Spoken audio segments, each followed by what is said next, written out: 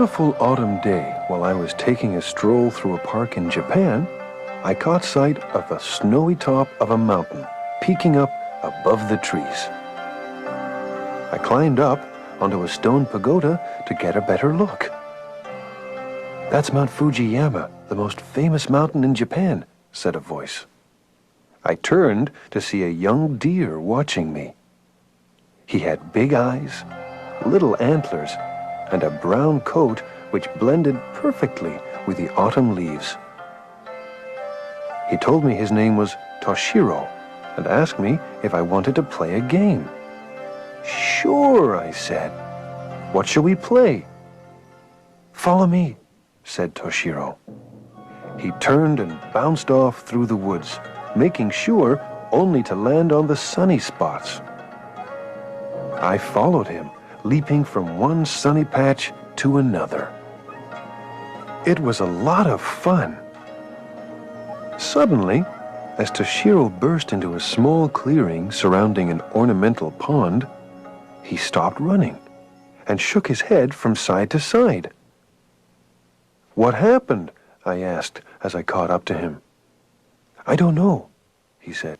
"My head feels funny." I took a closer look and realized what the problem was. "You only have one antler," I told him. "Impossible," said Toshiro.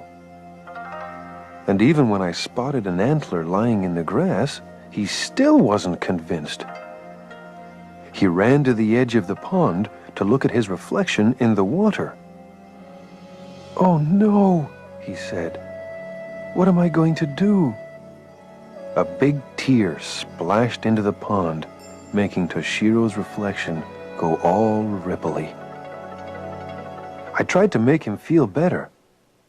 "That's all right," I said. "You still have one antler. I don't even have one tail." This cheered him up a little, until he realized that now his other antler felt wobbly. "It's going to fall off too," he moaned. Toshiro was afraid if he moved, he would lose the only antler he had left.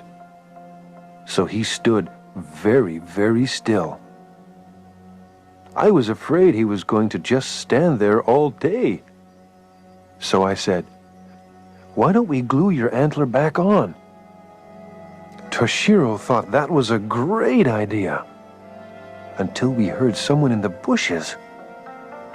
We turned to see a full-grown deer smiling at us.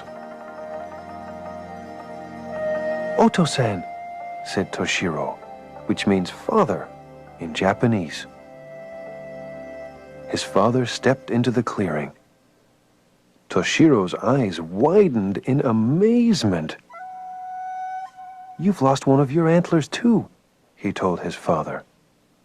His father nodded.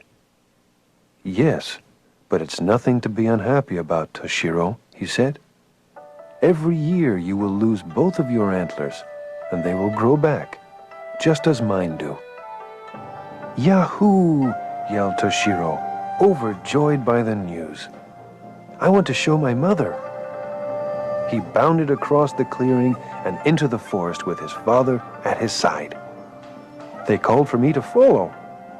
But that's another tale for another time.